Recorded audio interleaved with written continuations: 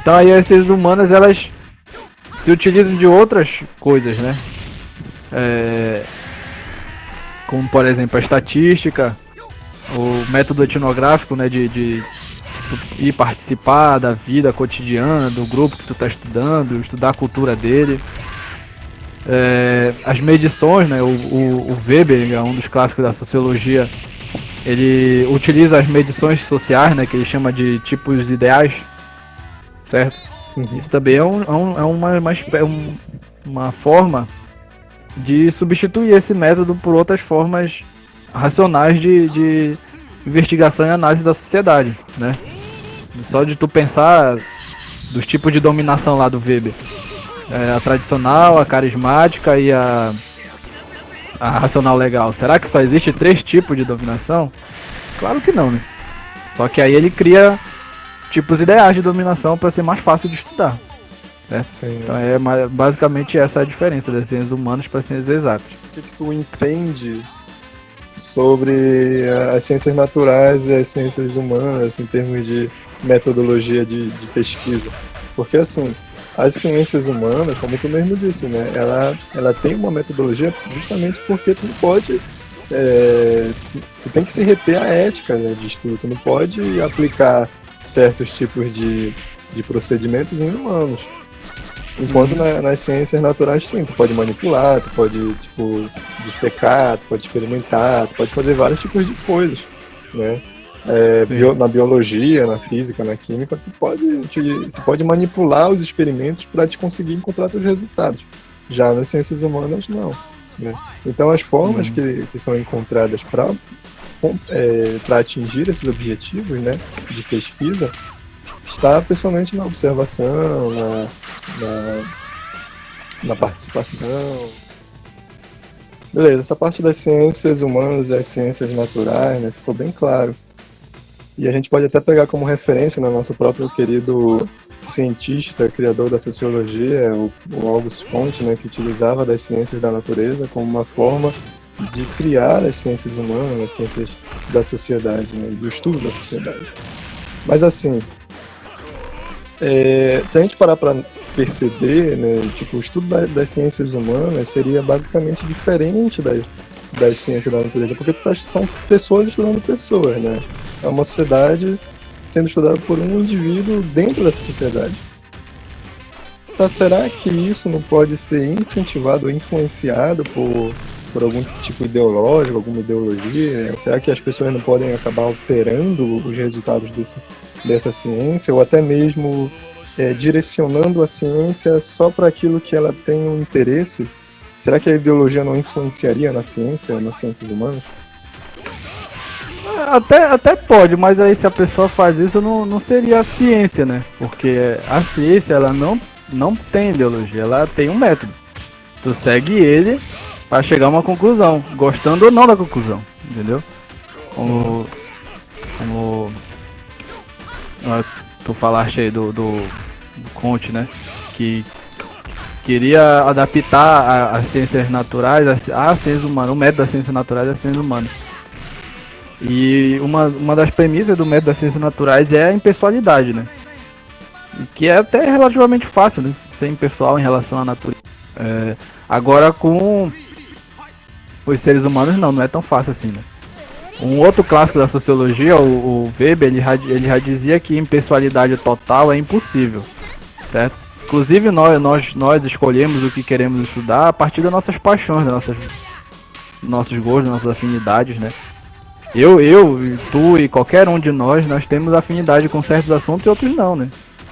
Eu como historiador e sociólogo, tem certos assuntos que eu não vou muito com a cara, certo? Então, lógico que se eu fosse pesquisar, eu ia atrás dos assuntos que eu mais gosto, né? Sociologia brasileira, certo? Sociologia mais contemporânea e tal, história brasileira, história da Amazônia, certo? Então a questão da escolha, ela não precisa ser impessoal. Mas aí quando tu entra no método, já é outra coisa. A conclusão ela tem que ser impessoal, entendeu? Só assim tu faz ciência. E o Weber ele foi enfático nisso. Não adianta tu querer mudar a história para dizer que o nazismo é de esquerda, entendeu? Basicamente isso. Não adianta tu ficar passando pano, se tu tem uma ideologia, né?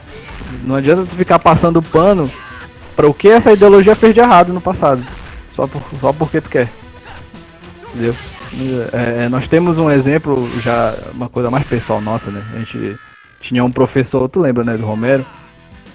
Que sim, uma vez ele compartilhou uma experiência que ele teve num evento científico, né? Ele ouvindo uma palestra de um colega da antropologia, certo? Dizendo que ele queria adaptar a concepção antropológica que ele tinha, que era estruturalista, a uma etnia indígena daqui do Brasil. E ele falava várias vezes que não conseguia. Aí esse nosso professor, ele questionou lá o colega dele, estava indo completamente contra o que a ciência diz, né? Porque ele estava querendo forçar uma conclusão, mesmo não chegando nela a partir do método. Exemplo nosso mesmo, né? Uma pesquisa que a gente fez junto, que a gente imaginava que o resultado seria completamente diferente do que foi, né? Positivamente, né? O resultado foi muito mais positivo do que a gente imaginou. É verdade. Eu, pra quem me conhece como pessoa, né, sabe que eu sou o pessimismo e figura de moleque, né? E aí eu tava esperando tudo que é de ruim, mas nem foi tanto assim. Nossa pesquisa foi uma coisa meio sociologia e ciência política, né? Até que foi surpreendente o resultado. Sim, a gente pode falar disso em um outro vídeo até. Exatamente. Mas também tem uma outra situação que eu queria comentar contigo. Que a gente... peguei! Mas o cara gosta de estourar o áudio aí pros nossos ouvintes. Vai lá, continue, meu filhote. Sim, vamos lá. Tem uma coisa interessante que eu queria comentar também, que a gente teve muito na nossa história, que é justamente a ideologia colocada na ciência como justificativa de alguma coisa, né? A gente pode pegar até, por exemplo, o darwinismo social, onde pegaram as teorias do Darwin para justificar inferioridade de raças, o racismo em si, né? Tudo isso por uma motivação até mesmo econômica, né? Se você parar para fazer uma análise. E como é que isso seria feito, que a gente sabe, né, que muitas vezes acontece, né? Como é que isso acaba acontecendo no nosso dia atual, né, no nosso cotidiano? Pode citar alguns exemplos? Você que é tão envolvido com a política, as ciências políticas. Cara, teve muito isso mesmo, cara. No século XIX a gente via ali um auge, né, um entusiasmo com a ciência, então todo mundo queria meio que chegar perto da ciência, legitimar o que pensa, né? E não foi só pro bem, não. Como tu falaste aí, o darwinismo social, né? Influenciou questões imperialistas, né? Botar seres humanos em escalas diferentes de evolução, né? Uhum. A gente que estudou antropologia, no início da antropologia, tinha muito isso, né? Os índios são inferiores, os negros são inferiores, né? Quem é foda somos nós, os europeus, cristãos, estudiosos, né?